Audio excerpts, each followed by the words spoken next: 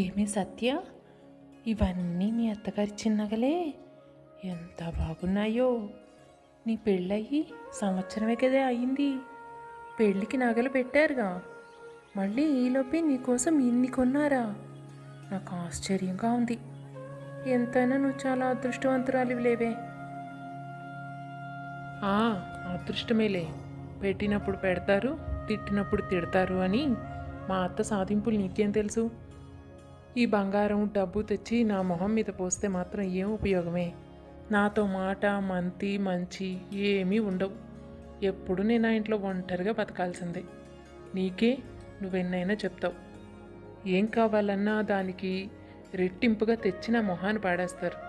అంతేకాని ఆప్యాయంగా పలకరించే వాళ్ళే ఉండరు ఆ ఇంట్లో, తెలుసా?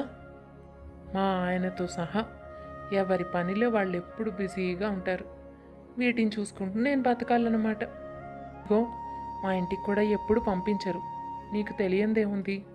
ఇప్పుడు ఇంటికి వస్తానన్నా ఎన్ని వంకలు చెప్తారో. ఈసారి అనుకోకుండా వాళ్ళు కూడా పనుండి ఊరెళ్ళాల్సి వచ్చింది.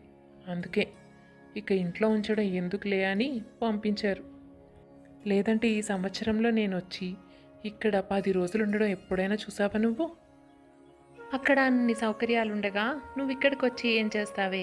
నీ పిచ్చి కాకపోతే. పెద్ద ఇల్లు, ఇంటి నిండా మంచి మంచి వస్తువులు, పని చేయడానికి పనివాళ్ళు. నీకేం లోటు? హాయిగా ఉండక నేనంటే ఎప్పుడెప్పుడు మా పుట్టి ఇంటికి వద్దామా అని ఎదురు చూస్తూ ఉంటాను. మా ఇంట్లో ఎటు చూసినా దారిద్ర్యమే కనిపిస్తుంది.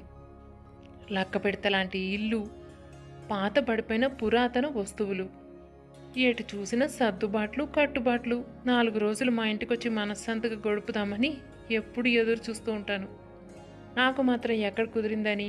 నా పెళ్ళై 2 ఏళ్ళైతే ఏదో పండక్కని పుట్టినరోజు కానీ రావడం తప్ప ఎప్పుడు ఇక్కడికి వచ్చి ఉండడానికి కుదరదు. పూజ, నువ్వేమీ మారలేదే. ఖరీదైన వస్తువులు, పెద్ద పెద్ద ఇల్లు ఉంది అంటున్నావు. నన్నేం చేసుకోమంటావే? ఆ వస్తువులు నాతో మాట్లాడతాయా? నా బాధ తీరుస్తాయా? అంత ఇంట్లో ఒంటరిగా ఉండాలంటే ఎలా ఉంటుందో తెలుసా నీకు? ఏదో పనుంది లేదా అవసరం ఉంది రాలేకపోయాను అంటున్నావు. అంటే మీ ఇల్లు ఎప్పుడూ ఏదో ఒక కారణంతో సందడిగా ఉంటుంది ఏమో అనిపిస్తోంది నాకు. మా ఇంట్లో అయితే మా ఇంటికి వచ్చేవాళ్ళు లేరు, మమ్మల్ని పలకరించేవాళ్ళు లేరు. మా అత్తగారు ఎప్పుడూ మాటామంతి లేకుండా అలా కోపంగా కూర్చుని ఉంటారు. ఆవిడకి ఎందుకు కోపమో, ఎవరి మీద కోపమో ఇప్పటిదాకా నాకైతే అర్థం కాలేదు.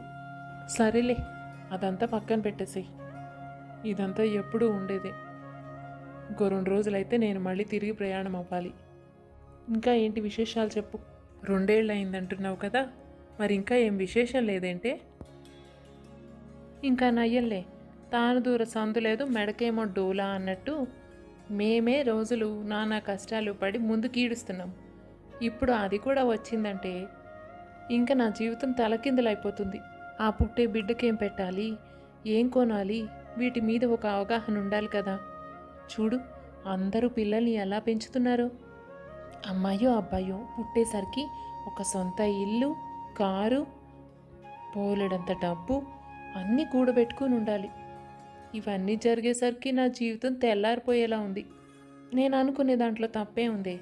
ఇవన్నీ సాధారణంగా ఉండవలసినవే కదా.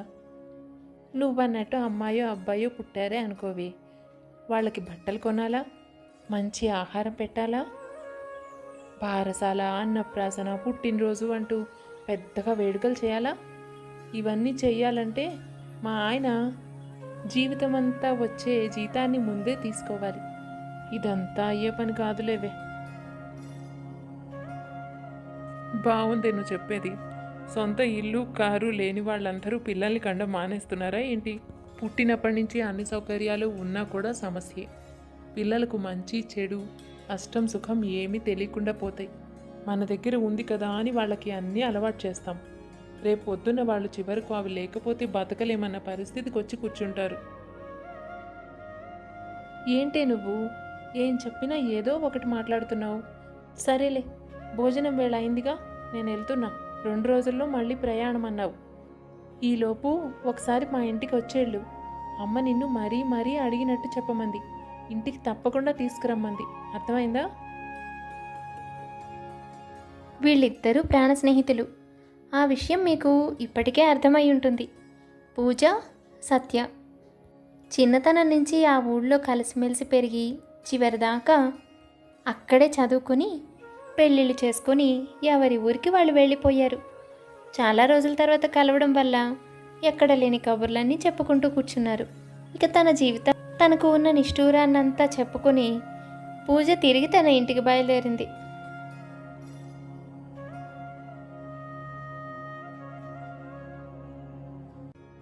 ఏమే, సత్య నీతో పాటు రాలేదా? తీసుకురమ్మని చెప్పానా నీకు? ఏంటి హుషారుగా వెళ్ళిందానివి మొహం వేలాడి తీసుకుని వస్తున్నావు? ఏమైందే? అది ఇంకో 2 రోజుల్లో వెళ్ళిపోతుందటమ్మా. చెప్పాను నువ్వు రమ్మన్నావని. రేపో ఎల్లుండో వచ్చి కనపడుతుందిలే. నీకు తెలుసా అమ్మా, దానికి వాళ్ళ అత్తగారు ఎన్ని నగలు చేయించారో, ఎన్ని వస్తువులు కొన్నారో చూస్తుంటే నా కళ్ళ నేనే నమ్మలేకపోయాను. దాని పెళ్ళై సంవత్సరమే కదమ్మా అయ్యింది. అసలు దాని పెళ్ళప్పుడు పెట్టిన నగలు చూస్తేనే నాకు ఆశ్చర్యం వేసింది. అలాంటిది మళ్ళీ సంవత్సరం తీరకుండా ఎన్ని కొనిపెట్టారో చూడు. అదృష్టం అంటే దాందే. మీరెక్కడి నుంచి తీసుకొచ్చారు నాకు ఈ సంబంధం? అసలు పెళ్ళప్పుడు దిక్కులేదు. ఈ 2 ఏళ్ల నుంచి అసలు ఎందుకు బతుకుతున్నానో కూడా తెలీదు. ఇప్పుడు చూస్తే మళ్ళీ తిరిగి అక్కడికి పంపించడానికి ప్రయత్నాలు చేస్తున్నావు. ఏం చేయమంటావు నన్ను అక్కడికి వెళ్ళి? ఇదెక్కడి చూద్యమే. మీ అత్తారింటికి నువ్వు వెళ్ళకపోతే ఇంకెవరు వెళ్తారు? ఇప్పటికే వచ్చి వారం దాటింది. అల్లుడు ఫోన్ చేసి రమ్మని చెప్పాడా లేదా?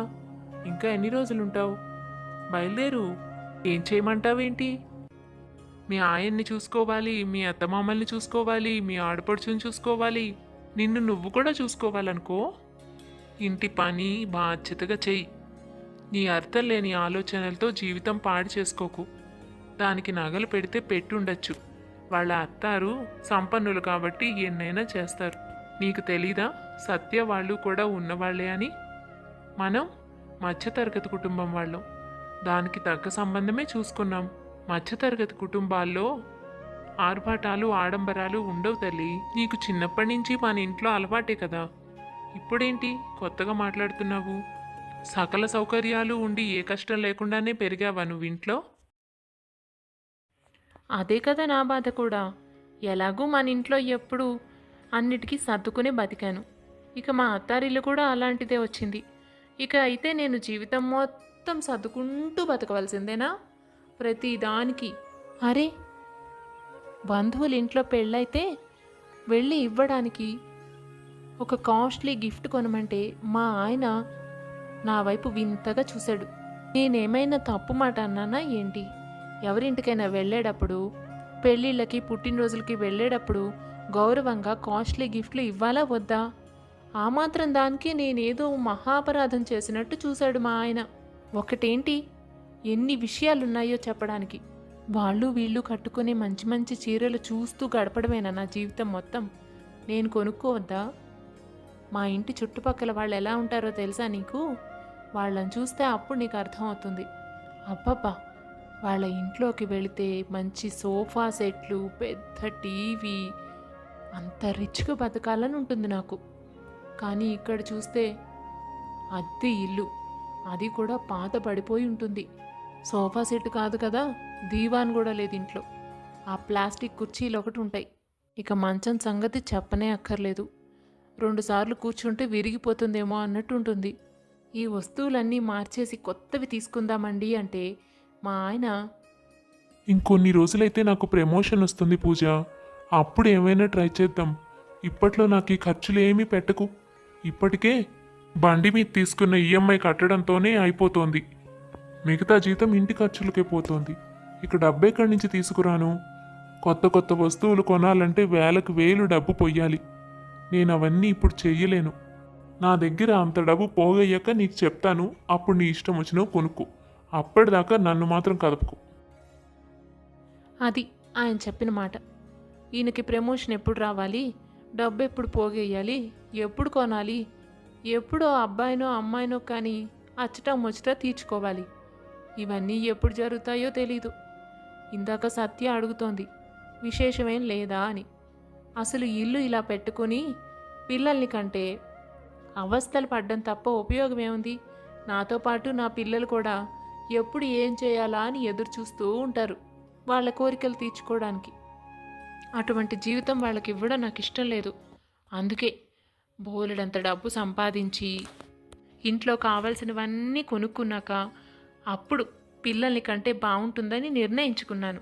ఇప్పుడు మళ్ళీ నువ్వు దీని మీద నా క్లాస్ పీకకు. నువ్వేమంటావో నాకు చాలా బాగా తెలుసు. మాకు అలవాటే చిన్నప్పటి నుంచి. నేను తమ్ముడు ఒకే సైకిల్ వాడుకున్నాము, ఒకే ప్యాడ్ వాడుకున్నాము, నడిచే స్కూల్కి వెళ్ళాము, ఇంట్లో ఏది వండినా షేర్ చేసుకుని సర్దుకుని బతికాము.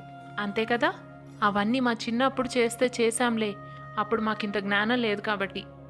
ఇప్పుడు నా పిల్లల్ని కూడా అలాగే బతకాలి అని కోరుకోమంటావా? వాళ్ళకేం కర్మ? కాలు కింద పెడితే కందిపోకుండా ఉండేలాగా సౌకర్యాలు కల్పిస్తా వాళ్ళ కోసం. పూజ, నీకెలా చెప్తే అర్థమవుతుంది? కష్టపడి బతికాము అంటున్నావు. నువ్వేం నష్టపోయావు? డబ్బులో సుఖం ఉందని అనుకుంటున్నావు. పాపం మీ అత్తగారు వాళ్ళు మాత్రం ఎంత ప్రయత్నిస్తున్నారు నీకు కావలసినవన్నీ చేయడానికి. వాళ్ళది మధ్యతరగతి కుటుంబమేగా. ఒక పక్క మీ ఆడపడుచుని చదివిస్తున్నారు. ఆమె కూడా నీతో ఎంతో అభిమానంగా ఇంట్లో సహాయంగా కూడా ఉంటుంది. నిన్ను పల్లెత్తి ఒక్క మాట ఎవ్వరూ అనరు. ఏవో చిన్న చిన్న సమస్యలు అంటావా, అవి ప్రతి ఇంట్లోనూ ఉండేవే. ఈ మాత్రం దానికి నువ్వు ఇంత పెద్ద లిస్టు చెప్పావు. కష్టం తెలిసేలాగానే పెరిగావు కదే, ఇప్పుడేంటి వింతగా మాట్లాడుతున్నావు? అమ్మా, నీకు చెప్పాను నా క్లాస్ పీకకు అని. ఆకలేస్తోంది, అన్నం పెట్టు. ఇప్పుడైతే వెళ్ళనుగా మా ఇంటికి. ఇంకొక 4 రోజుల తర్వాత వెళ్తాలే. ఈలోపు నన్ను నీ సిద్ధాంతాలన్నీ చెప్పి విసిగించకు చెప్తున్నా. ఇది పూజకెప్పుడు మామూలే. ఎప్పుడు ఇంటికొచ్చినా తల్లితో దెబ్బలాడుతూనే ఉంటుంది. తల్లి నచ్చ చెప్తూనే ఉంటుంది. 4 రోజుల తర్వాత మళ్ళీ అత్తారింటికి బయలుదేరక తప్పలేదు పూజకి. బయలుదేరి అత్తవారింటికి వెళ్తుంది. ఇంట్లో అత్తగారు, ఆడపడుచు అందరూ పూజని చాలా బాగా చూసుకుంటారు. తనతో ఆప్యాయంగా మాట్లాడతారు. కానీ పూజకు వాటి అవసరం లేదు. తనకు ఏం కావాలో అది అక్కడ దొరకదు. అందువల్ల పూజ వారితో సవ్యంగా నడుచుకోలేకపోతుంది. నిరంతరం ప్రపంచంలో అందరినీ చూస్తూ వారిలా ఎప్పుడు తన జీవితం మారుతుందా అని ఆశపడుతూ కలలు కంటూ ఉంటుంది పూజ.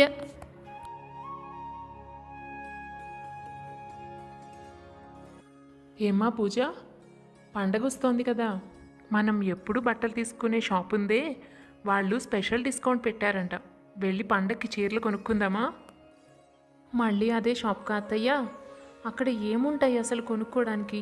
ఒక్క కాస్ట్లీ చీర కూడా ఉండదు. మంచి డిజైన్లు ఉండవు. అందరూ ట్రెండీగా బట్టలు కట్టుకుంటున్నారు. ఈ పండగకి కూడా మీరు అక్కడికే వెళదామంటున్నారా? కొంచెం కాస్ట్లీ అయినా పర్లేదు, నీకు ఏది నచ్చితే అదే తీసుకోమ్మా. పోనీ మన దగ్గరలో ఉన్నది అంతో ఇంతో మన కోసం మరింత తగ్గిస్తారు. డిస్కౌంట్ బాగా దొరుకుతుంది. అందుకే అక్కడికే వెళ్ళడం నాకు అలవాటైపోయింది. బయటకు వెళితే బోలెడని షాపులు ఉంటాయి, కానీ అందులో ఎంత రేట్ అయితే ఉందో అంతా మనం చెల్లించాల్సిందే కదా. అంత డబ్బు పెట్టి కొనుక్కోలేం కాబట్టి. సరేలేండి అత్తయ్య, దాని సంగతికేం. కానీ ఈసారి పండక్కి నేను ఒక హారం చేయించుకోవాలనుకుంటున్నాను. మీ అబ్బాయిని అడగాలి. నేను సంవత్సరం నుంచి అడుగుతున్నాను అత్తయ్య. ఈసారి పండక్కి ఎలాగైనా కొనిపెట్టమని అడుగుతాను. ఏమంటారు? హారమా? బంగారం రేటు చాలా ఎక్కువ ఉందమ్మా. ఇప్పుడు హారం కొనుక్కోవాలంటే చాలా ఖర్చు అవుతుంది. అంత డబ్బు మన దగ్గర ఎక్కడుంది చెప్పు? అసలే ఎదరా లక్ష్మి పెళ్లి చేయాలి. పాపం వేణు దానికోసమే డబ్బు కూడబెడుతున్నాడు. మీ మామయ్య గారికి వచ్చే పెన్షను దాస్తున్నప్పటికీ మరింత డబ్బు పెళ్లి కోసం అవసరం అవుతుంది కదా. అయితే నా ఇష్టాలు, నా ఆశలు అన్నీ చంపుకోమంటారా? ఎప్పుడూ ఇలాంటివి ఏవో ఒకటి ఉంటాయి. పెళ్ళి అంటున్నారు, పెళ్లితో ఖర్చులు ఆగుతాయి అత్తయ్య. పెళ్ళి, ఆ తర్వాత పురుడు, ఆ తర్వాత పిల్లలకి, ఇలా మా జీవితం మొత్తం మీకు అంకితం చేయడమేనా మా పని? మీకు ఎప్పుడైనా అనిపించిందా? మేమేమైనా సుఖపడుతున్నామా అని ఎప్పుడైనా ఆలోచించారా అసలు మీరు? మొన్న మా ఊరెళ్ళినప్పుడు నా స్నేహితురాలు నాతో ఏమన్నదో తెలుసా? ఇంకా మీరు ఆస్తులవి ఏమీ కూడబెట్టకపోవడం ఏమిటి, ఇంకా పిల్లలు లేకపోవడం ఏమిటి అని అడుగుతోంది. నీతో పాటు పెళ్ళిళ్ళైన వాళ్ళందరూ 2 ఇళ్ళు కొనుక్కొని పిల్ల పాపలతో హాయిగా ఉన్నారు. నువ్వేంటే ఎక్కడ వేసిన గొంగళి అక్కడే వేసినట్టు అలాగే ఉన్నావు అని అడుగుతోంది. దానికి వాళ్ళ అత్తగారిచ్చిన నగలు చూపించి నన్ను హేళన చేసింది.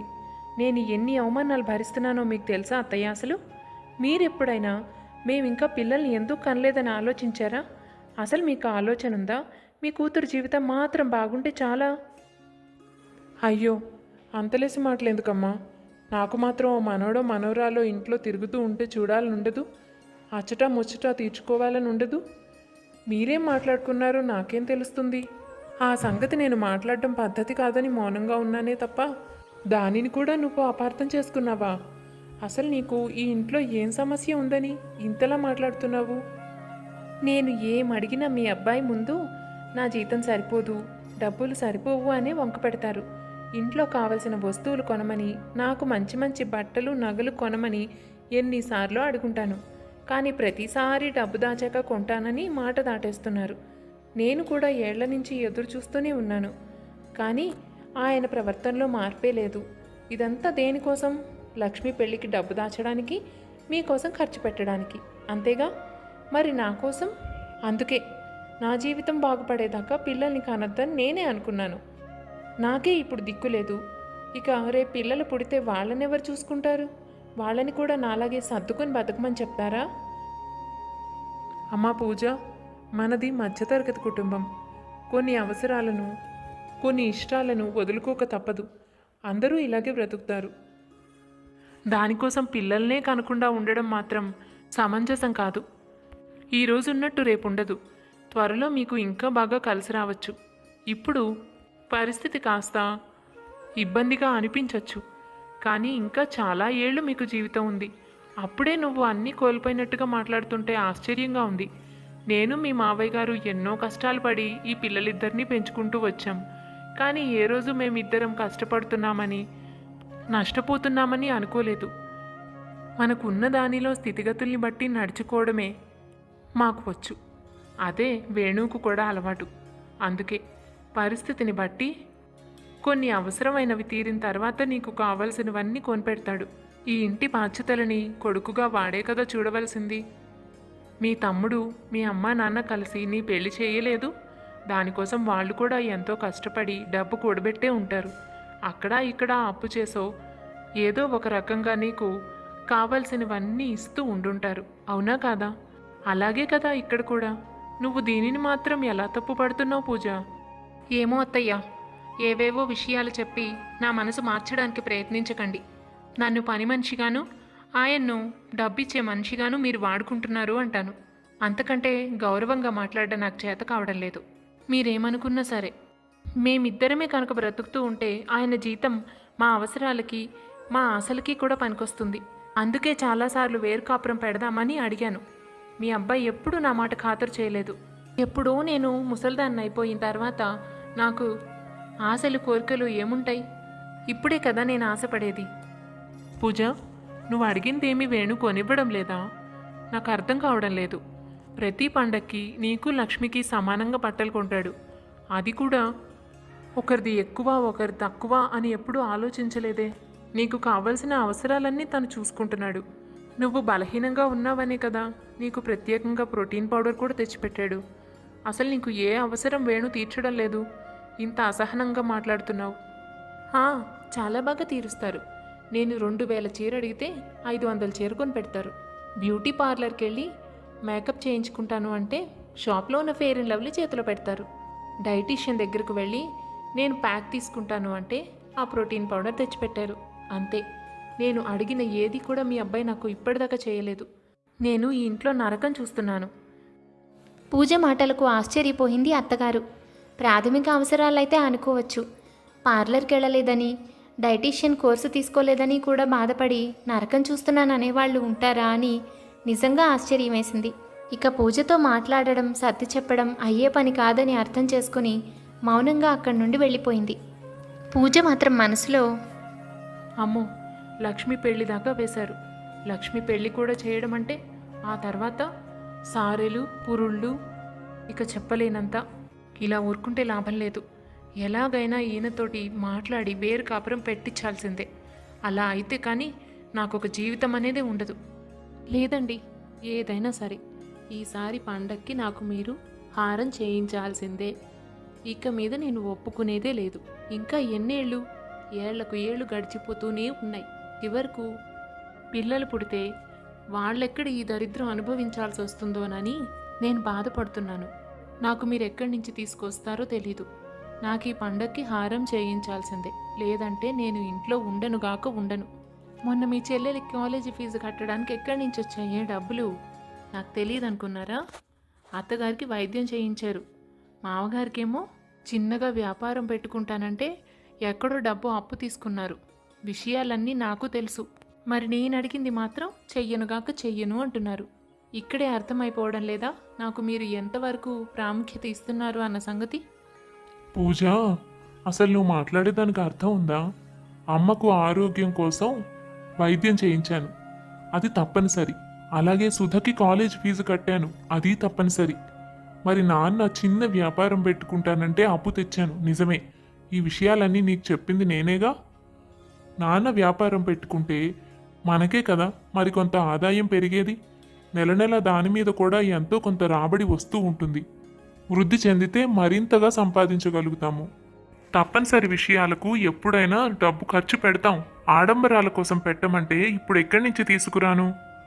నీకు అవసరాలు ఏమిటో చెప్పు, వాటికి నేను ఎప్పుడూ కాదనలేదు. హారం కొండమంటే వేలలతో కూడుకున్న పని. నేను ఎక్కడి నుంచి తీసుకువచ్చి చేయగలను? నువ్వు నన్ను అర్థం చేసుకోవాలి. నా భార్యగా ఇది నీ ధర్మం. అత్త మామల్ని ఆడపడుచుని చూసుకోవడం నీ కర్తవ్యం.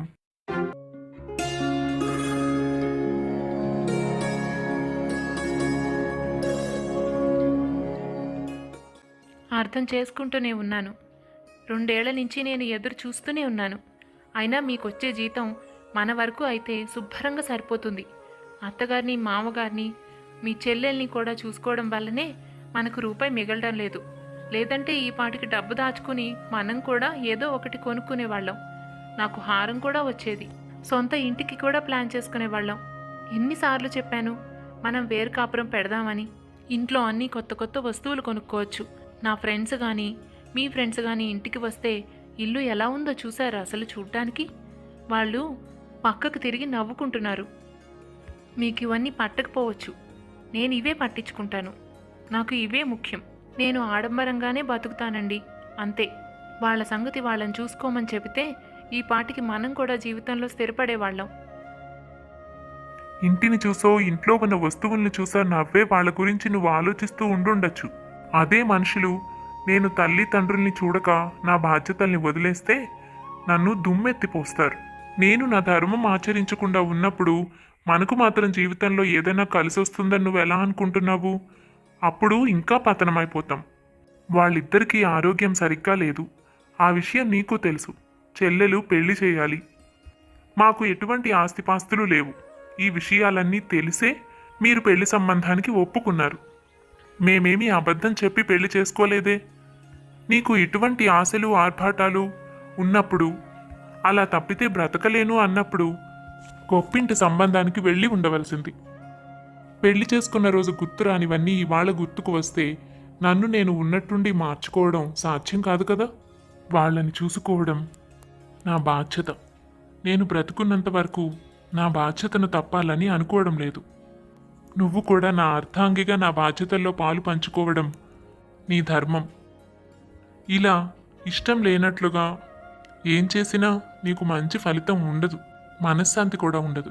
ఇందులో దాపరికం ఏమీ లేదు. నా ఆర్థిక పరిస్థితిని బట్టే నేను నడుచుకుంటున్నాను. పూజ, మన ఇల్లు, మన ఇంటి పరిస్థితి, ఆర్థిక స్థితి అన్నీ తెలుసుకుని మసలుకోవడం నేర్చుకో. ఆకాశానికి నిచ్చెన వేయడం తప్పు. ఏదైనా ఒకరోజు బాగా కలిసి వచ్చినప్పుడు అన్నీ జరగవచ్చేమో, కానీ ఇప్పుడు వాటి కోసం ఆలోచించి ఉన్న జీవితం పాడు చేసుకుంటే నీకంటే మూర్ఖురాలు మరొకరుండరు. భర్త చెప్పిన సమాధానంతో పూజకు చాలా కోపం వచ్చింది. తను ఎన్నోసార్లు ఈ విధంగా నచ్చచెప్పి చూసింది, కానీ భర్తలో ఏమాత్రం మార్పు అనేది రాలేదు. ఇక ఈరోజు స్థిరంగా తన అభిప్రాయాన్ని వేణు చెప్పడంతో పూజకు పూర్తిగా అర్థమైంది. వేణు ఎప్పటికీ తను చెప్పింది వినడని, తల్లిదండ్రుల బాధ్యతను వదుల్చుకుని తనకు కావలసినవి తను ఆశపడేవి చేయడని, మరొక దారిని ఎంచుకుని తను అనుకున్నది సాధించుకోవాలి అనుకుంది పూజ. ఇంతలో పూజకి తల్లి నుంచి ఫోన్ వస్తుంది. తల్లి పూజ తమ్ముడికి పెళ్లి కుదిరిన సంగతి చెప్తుంది. పూజ చాలా సంతోషిస్తుంది. పెళ్లి పనుల కోసం పూజని సహాయం రమ్మని తల్లి అడుగుతుంది. బాగా దొరికింది అవకాశం. ఈ వంక పెట్టుకుని పుట్టింటికి వెళ్ళి వేరు కాపురం పెడితే తప్ప ఇంటికి రానని ఆయన్ని బెదిరిస్తాను. అప్పుడైనా దారిలోకి వస్తారేమో. అలా మనసులో అనుకున్న పూజ తమ్ముడి పెళ్లి వంక పెట్టుకుని పెళ్లి పనుల సహాయం కోసం పుట్టింటికి వెళుతుంది.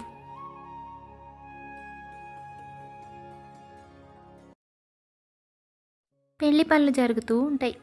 నెమ్మదిగా వేణుతో తను చెప్పింది వింటే తప్ప ఇంటికి తిరిగి రానని చెప్పాలనుకుంటుంది పూజ. అలా ఉండగా ఒకరోజు తమ్ముడు తనకు కాబోయే భార్యను ఏదో పూజ ఉన్న కారణంగా ఇంటికి తీసుకువస్తాడు. ఆ సందర్భంలో పూజ మరదలతో మాట్లాడుతూ కాలక్షేపం చేస్తూ కబుర్లు చెప్తూ ఉంటుంది. అది గమనించి తమ్ముడు పూజ దగ్గరకు వచ్చి, అక్క, నువ్వు ప్రేమీలకు ఎంత దూరంగా ఉంటే అంత మంచిది. ఇలా అంటున్నానని మరోలా అనుకోకు. నేను బావంత మంచివాణ్ణి మాత్రం కాదు. నీ ఆలోచనలేంటో, నీ ఊహలేంటో నాకు బాగా తెలుసు. ప్రేమీల మన ఇంటి పరిస్థితిని పద్ధతిని అలవాటు చేసుకొని ఇక్కడ ఉండాల్సిన అమ్మాయి. నువ్వు నీ ఆలోచనలన్నీ తన మీద రుద్దినా, నువ్వు తన మనసుని ప్రభావితం చేసినా నేను మనిషిలా ఉండను. ముందే చెప్తున్నా. నా జీవితం నవ్యంగా సాగాలి అనే ఉద్దేశం నీకుంటే ప్రేమీలకు కాస్త దూరంగా ఉండు. ఆడపడుచువి, ఎంతవరకు ఉండాలో అంతవరకే నీ పాత్ర. నా విషయంలో ఏదైనా చెప్పు, నేను కాదన్ను. కానీ ప్రేమీల విషయంలో మాత్రం కలగ చేసుకోవద్దు. తనతో ఎక్కువ మాట్లాడద్దు కూడా. వాళ్ళ కుటుంబం కూడా మనలాగే మధ్యతరగతి కుటుంబం. తను కూడా చిన్నప్పటి నుంచి కష్టపడి మంచి చెడు తెలుసుకుంటూ పెరిగిన అమ్మాయి. అలాగే ఈ ఇంటి పరిస్థితులు కూడా అర్థం చేసుకొని తను నడుచుకోవాలి. నేను తనకు అది చెప్పే ప్రయత్నమే చేస్తున్నాను. నీలాగా గొంతెమ కోరికలు కోరితే తీర్చడం నా వల్ల కాదు. అలా తమ్ముడు మాట్లాడుతూ ఉంటే పూజ ఆశ్చర్యంగా చూస్తూ ఉండిపోయింది. తమ్ముడు తనతో ఇలా మాట్లాడతాడని పూజ ఎప్పుడూ ఊహించలేదు. ఏం బదులివ్వాలో కూడా పూజకు అర్థం కాలేదు. ఇదంతా వెనక నుంచి తల్లి గమనిస్తూనే ఉంది. తల్లి మనసు కూడా ఎంతో బాధపడింది. కానీ కొడుకు అన్నదానిలో తప్పేముంది? కూతురికి నచ్చ చెప్పలేక తను మౌనంగా ఉండిపోయిందే తప్ప, కూతురు పద్ధతి అయితే సరిగ్గా లేదు అన్న మాట నిజమేగా అనుకుని సమాధానం చెప్పుకుంది మనసులో. తమ్ముడి మాటలతో గాయపడిన పూజ తల్లితో తన బాధ చెప్పుకుందామని వెళ్ళింది. కానీ తనకి తెలుసు తల్లి ఏం బదులిస్తుందో. అందుకే అక్కడి దాకా వెళ్ళినా అసలు సంగతి చెప్పకుండా అలా బయటకు వెళ్ళొస్తానని చెప్పింది. అన్నట్టు చెప్పడం మర్చిపోయాను పూజ. సత్య ఊళ్ళోకి వచ్చిందంట. ఏదో కష్టంలో ఉంది. వాళ్ళ నోట వీళ్ళ నోట విన్న మాటే వాళ్ళ అత్తింటి వాళ్ళు పుట్టింటికి పంపించేశారని. అసలు సంగతి ఏమిటో నాకు తెలీదు. నువ్వు ఒకసారి వెళ్ళి విషయం కనుక్కొని మాట్లాడిరా. ఈ హడావిడిలో పడి తన గురించి నీకు చెప్పడం మర్చిపోయాను. అయ్యో, అదేంటమ్మా, పుట్టింటికి పంపించేయడం ఏమిటి? సరే, నేను వెళ్ళి మాట్లాడి వస్తాను. ఏం జరిగింది సత్య? అమ్మ చెప్పింది మీ అత్తింటి వాళ్ళు పంపించేశారని. నిజమేనా? అసలు ఏం జరిగింది? అంత సంపన్నమైన కుటుంబం, నిన్నంత బాగా చూసుకుంటారు. ఏం కావాలన్నా తీర్చడానికి మీ అమ్మా నాన్నలు కూడా సమర్థులే. అటువంటప్పుడు నీకెందుకు కష్టాలు వచ్చాయి? డబ్బు ఒక్కటే అన్ని సమస్యలకి పరిష్కారం చూపదు పూజ. ఇంకా చాలా సమస్యలు మనిషిని వేధిస్తూ ఉంటాయి కదా. నాకు ఆ భగవంతుడు సంపదనిచ్చుండొచ్చు, కానీ సంతానాన్ని ఇవ్వలేదుగా. ఇక్కడ అదే సమస్య. పెళ్ళై సంవత్సరం దాటినా ఇంకా పిల్లలు పుట్టలేదు అని మా అత్తగారికి మామగారికి నా మీద చాలా కోపం వచ్చింది. వైద్యుడి దగ్గరకు తీసుకువెళితే నాకు అవకాశాలు చాలా తక్కువగా ఉన్నాయని చెప్పారు. అందుకే నన్ను పుట్టింటికి పంపించేశారు. ఎలాగైనా విడాకులు ఇప్పించి ఆయనకు రెండో పెళ్లి చేయాలన్నది వాళ్ళ ఉద్దేశం. అంత ఆస్తికి వారసులు కావాలిగా మరి. వాళ్ళ తప్పు కూడా ఏమీ లేదులే, అంతా నా తలరాత. అందరూ మీ ఆయనలా మంచివాళ్ళు ఉండరు పూజ. నువ్వు ఆకాశానికి నిచ్చెన వేసినా, పిల్లల్ని గొప్పగా పెంచాలనుకుంటూ పిల్లల్ని కనడమే వాయిదా వేసిన మీ ఆయన కాబట్టి ఓర్చుకుంటూ సర్దుకుంటూ వస్తున్నాడు. నీలో మార్పు కోసం ఎదురు చూస్తుండొచ్చు, కానీ అందరి జీవితాలు అలా ఉండవు. వారికి కావలసిన దానికోసం ఎవరు బాధపడినా పర్వాలేదు అనుకుంటారు. అందుకే నువ్వు చాలా అదృష్టవంతురాలివే. నీ దగ్గర డబ్బు మాత్రమే లేదు, మంచి మనుషులు, మంచి కుటుంబం నీకు దక్కింది. ఆ విలువ నువ్వే తెలుసుకోవడం లేదు. నేను ఇంతకు ముందు చెప్పినట్టు అంత డబ్బున్నా నాతో మాట్లాడేవాళ్లే ఉండరు ఆ ఇంట్లో. పైగా కోరిందల్లా ఇచ్చారు మా నాన్న, అయినా వారికి ఎప్పుడు గౌరవం ఇచ్చింది లేదు. ఇదిగో ఈరోజు పిల్లలు పుట్టట్లేదన్న కారణంగా నన్ను ఇలా పంపించేశారు. అలా పంపించేస్తున్నప్పుడైనా మా ఆయన కనీసం అడ్డుపడలేదు, నోరెత్తి మాట్లాడనే లేదు. తెలుసా నీకు, ఇందులో నా తప్పేమీ లేదు. నేనేం చేయగలుగుతాను? ఆ విషయం వారికి తెలిసినా నన్ను ఆదరించేంత గొప్ప మనసు వారిలో లేదు. సత్య మాట్లాడిందంతా విన్నాక పూజకు కూడా నిజమే అనిపించింది. పాపం, ఎంతో సుఖంగా ఉంది అనుకుంటున్న సత్య జీవితంలో ఇంత విషాదం దాగి ఉందా అని బాధ కలిగింది. ఇటువంటి కష్టం తనెప్పుడు చూసింది లేదు. అయినా తనేదో కష్టపడుతున్నానని నష్టపోతున్నానని బాధపడుతూ చివరకు భర్తను బాధ పెడుతూ ఉంది. ఆ సంగతి పూజకు ఇప్పుడిప్పుడే అర్థమవుతోంది. అవే ఆలోచనలతో, రకరకాల ప్రశ్నలతో పరధ్యానంగా నడుచుకుంటూ పూజ ఇంటికి బయలుదేరింది. అలా వెళుతూ ఉండగా దారిలో యాక్సిడెంట్కి గురైంది. అటుగా వెళ్ళేవాళ్ళు అది గమనించి పూజను హాస్పిటల్లో జాయిన్ చేస్తారు. తల్లి ఆ సంగతి తెలుసుకుని హడావిడిగా ఆసుపత్రికి చేరుకుంటుంది. పూజకు కాలు ఫ్రాక్చర్ అయిందని, ఆపరేషన్ చేయాలని డాక్టర్ చెప్తారు. ఒక్కసారిగా పరిస్థితి అంతా మారిపోతుంది. అత్తగారు, భర్త కూడా తనను చూడడానికి హాస్పిటల్కి వస్తారు. ఆపరేషన్ జరుగుతుంది. ఆసుపత్రిలో 5 రోజులు ఉండవలసి వస్తుంది. తల్లి అక్కడ ఉండి పూజను చూసుకుంటూ ఉంటే ఇంట్లో ఉండి వంట చేసి క్యారేజీ పంపించేది అత్తగారు. అప్పుడప్పుడు వచ్చి తనను చూసి మాట్లాడి వెళుతూ ఉండేది. ఆవిడే కనుక అలా చేసి ఉండకపోతే పూజ తల్లికి తనను చూసుకోవడం చాలా కష్టమయ్యేది. ఆ విషయం పూజకు బాగా తెలుసు. మొత్తం మీద కొద్ది రోజులు అలా గడిచింది. ఇంటికి చేరుకున్నారు. ఇంటికి చేరుకున్న తర్వాత పూజ తల్లితో, ఒక్కసారిగా ఎంత పని అయిందమ్మా, నిజంగా నేను ఊహించలేదు. సత్యతో మాట్లాడి అదే పరధ్యానంగా నడుచుకుంటూ వస్తున్నాను. ఉన్నట్టుండి ఇదంతా జరిగిపోయింది. నాకు చాలా బాధగా ఉందమ్మా. ఆ ఆసుపత్రిలో ఉన్న 4 రోజులు పడ్డ నరకం తలుచుకుంటే నిజంగా చాలా కష్టంగా అనిపిస్తోంది. ఒక్క మాట మాత్రం ఒప్పుకోవాలి, నేను చేసిన తప్పేంటో నాకు అర్థమయ్యేలా చేశారు మా అత్తగారు. నేను మా అత్తగారితో చాలా పరుషంగా మాట్లాడాను, నానా దుర్భాషలు ఆడాను. వేణుతో వేరు కాపురం పెట్టమని, వారి కోసం ఖర్చు చేయొద్దని వారించాను. వాళ్ళ కోసం పెట్టే రూపాయి నాకు నష్టం అనుకున్నాను. కానీ ఇటువంటి పరిస్థితుల్లో అత్తయ్య గారు వచ్చి మనకు సహాయం చేయబట్టి మనం ఇంత ప్రశాంతంగా చేసుకోగలిగాం. నేను ఎన్ని మాటలన్నా మనసులో పెట్టుకోకుండా అత్తగారు వచ్చి ఇదంతా చేశారంటే నాకు చాలా ఆశ్చర్యంగా ఉందమ్మా. నిజానికి నేను ఆవిడ్ని చాలా బాధ పెట్టాను. చివరకు ఆడపడుచు పెళ్లి కోసం డబ్బు దాస్తున్నారు అని చెప్తే కూడా మీ అందరి కోసం మా జీవితం నాశనం చేసుకోవాలా అంటూ ఆవిడ మనసు గాయపరిచాను. అదేంటమ్మా, అత్తయ్య గారు అవేవి మనసులో పెట్టుకోకుండా నాకు ఇలా అయ్యింది అనగానే చూడడానికి వచ్చారు. అంతేకాకుండా మనకెంతో సహాయం కూడా చేశారు. కనీసం నేను క్షమాపణైనా అడగలేకపోయాను. ఇలా జరుగుతుందని ఎప్పుడూ ఊహించలేదు. నేను చాలా పెద్ద తప్పు చేశానమ్మా. నాకు సత్యతో మాట్లాడిన తర్వాత ఆ విషయం కొంచెం కొంచెంగా అర్థమైంది. నిజం పూజ, ఇప్పటికైనా నువ్వు ఆ విషయం అర్థం చేసుకున్నావు, చాలా సంతోషం. కనీసం నేను మీ అత్తగారిని ఇక్కడ ఉండి సహాయం చేయమని అడగనైనా లేదు, తెలుసా నీకు. కేవలం ఇలా జరిగింది అని మాత్రమే చెప్పాం. కానీ వాళ్లే బయలుదేరి నిన్ను చూడడానికి వచ్చి ఇక్కడ పరిస్థితి అంతా తెలుసుకుని అత్తయ్య గారే అన్ని రోజులు ఉండి సాయం చేశారు. వాళ్ళకి ఇబ్బంది అవుతుందేమోనని వద్దని చెప్పాను, అయినా వినిపించుకోలేదు. నా కోడలికి ఇలా ఉంటే నేను ఎలా వెళ్ళిపోగలను అని చెప్పి ఇక్కడే ఉండిపోయారు. కొంచెం నువ్వు కోలుకుని ఇంటికి తిరిగి వస్తావు అని అనుకున్న తర్వాతనే వెళ్ళారు. అది కూడా మీ మావయ్య గారికి కాస్త ఆరోగ్యం బాగోలేదని కబురు వచ్చింది అందుకని. లేదంటే ఇంకో 4 రోజులు ఉండే వెళ్ళేవారేమో. మనకు కావలసినట్టు చేస్తున్నంతసేపు మనిషి విలువ తెలియదు పూజ. నువ్వు ఇప్పటికైనా మీ అత్తగారిని అర్థం చేసుకున్నందుకు సంతోషం. ఇకనైనా వారితో సవ్యంగా నడుచుకో, క్షమాపణ చెప్పు. వారిని చూడడం మీ బాధ్యత, అది మనస్ఫూర్తిగా ఒప్పుకో. అంతేకాని గొప్ప గొప్ప ఆశలకు పోయి బాధ్యతను వదిలిపెట్టకూడదు. నువ్వు కోరుకున్నవన్నీ ఏదో ఒకరోజు తప్పకుండా జరగచ్చు.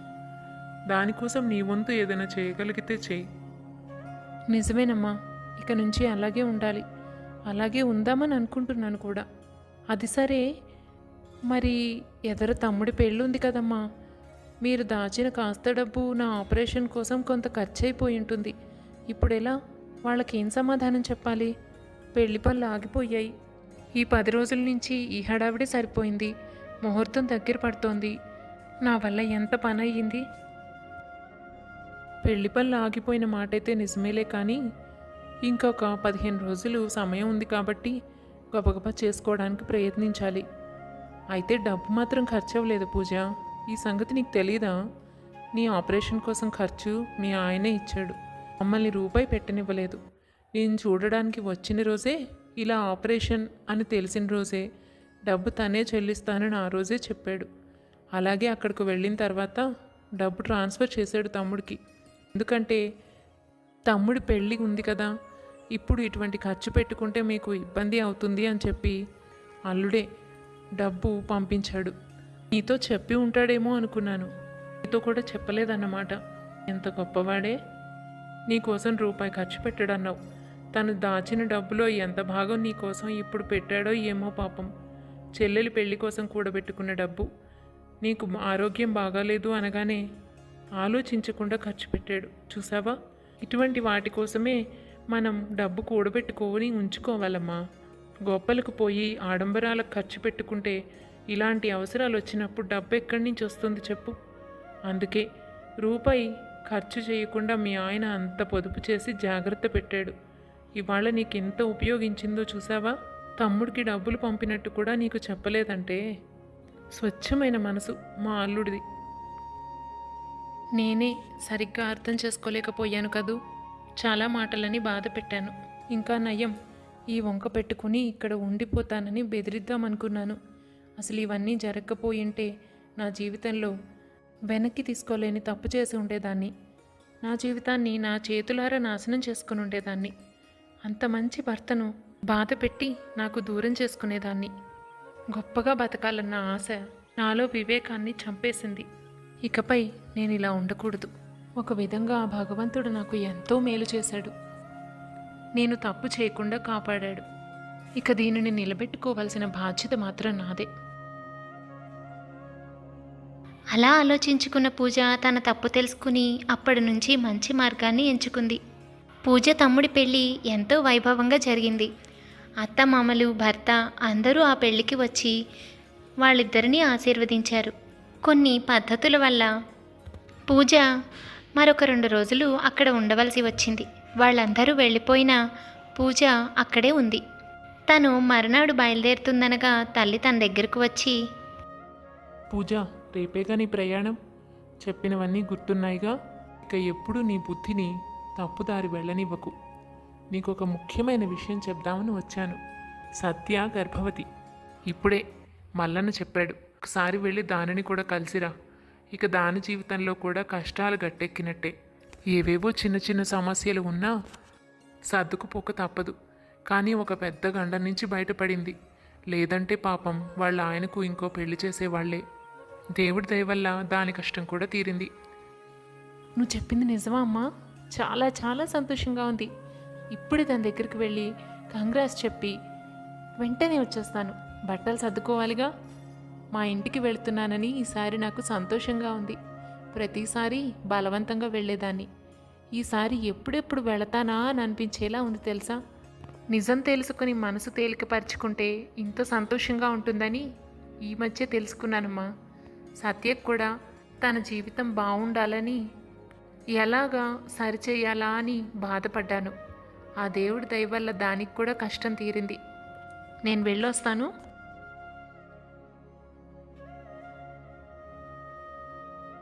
పూజ సత్యను కలిసి తర్వాత రోజు బయలుదేరి అత్తవారింటికి వెళ్ళింది. వెళ్ళిన తర్వాత అత్తగారితోనూ భర్తతోనూ ఎంతో మర్యాదగా నడుచుకుంది. ఆడపడుచు పెళ్ళి దగ్గరుండి చేస్తానని హామీ ఇచ్చింది. అత్తగారికి భర్తకు కృతజ్ఞతలు కూడా చెప్పుకుంది. అంతేకాదు తను కూడా ఉద్యోగం చేస్తానని, ఇంటికి సహాయపడతానని వేణుని ఒప్పించింది. ఆడపడుచుతో సన్నిహితంగా చేదోడు వాదోడుగా మెలకసాగింది. పూజలో వచ్చిన ఈ మార్పుకు కుటుంబ సభ్యులందరూ ఎంతో సంతోషించారు. తర్వాతి కాలంలో వేణుకు ప్రమోషన్ రావడం, చెల్లెలి పెళ్లి చేయడం, వేణుకు పూజకు అమ్మాయి పుట్టడం, ఇలా ఎన్నో శుభాలతో ఆ ఇల్లు కళకళలాడింది. కొన్నాళ్లకు పూజ కోరికలు కూడా నెరవేరాయి. తన జీవితం కోసం కోరికలు, ఆశలు అందరికీ ఉంటాయి. అయితే బాధ్యతలను వదిలేసి కోరికల్ని, ఆశల్ని మాత్రమే నెరవేర్చుకోవాలి అనుకుంటే తప్పకుండా తప్పే అవుతుంది. బాధ్యతల్ని ఆనందంగా నెరవేరిస్తే భగవంతుడు సంతోషిస్తాడు. కోరికల్ని కూడా ఆయనే తీరుస్తాడు. అదే పూజ తన జీవితంలో నేర్చుకున్నది. మీరేమంటారు? కథ నచ్చిందా? అయితే తప్పకుండా లైక్ చేసేయండి. మరింకెన్నో మంచి మంచి కథల కోసం మా ఛానల్ని సబ్స్క్రైబ్ చేసుకోండి. మరొక మంచి కథతో మళ్ళీ కలుద్దాం.